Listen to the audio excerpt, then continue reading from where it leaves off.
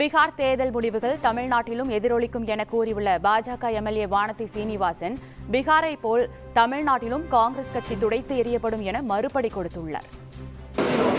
இந்த 5 மாநில தேர்தலுக்கு இந்த பீகாரினுடைய வெற்றி என்பது மிகப்பெரிய செய்தியாக இருக்கும் என நாங்கள் நம்புகிறோம்.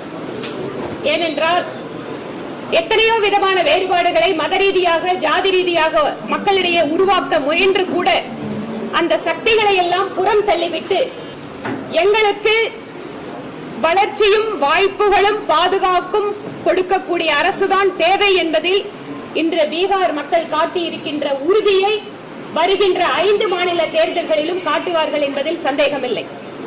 தமிழகத்திலே கூட தேசிய ஜனநாயக கூட்டணி நல்லதொரு வாய்ப்பினை நோக்கி காத்துக் கொண்டிருக்கிறோம். அதற்கான பணிகளை துவக்கி இருக்கிறோம். இன்னும் கூட தேசிய ஜனநாயக கூட்டணியில் புதிதாக கட்சிகள் வந்து இணைவதற்கான வாய்ப்புகள் அதிகமாகிக் கொண்டே இருக்கிறது.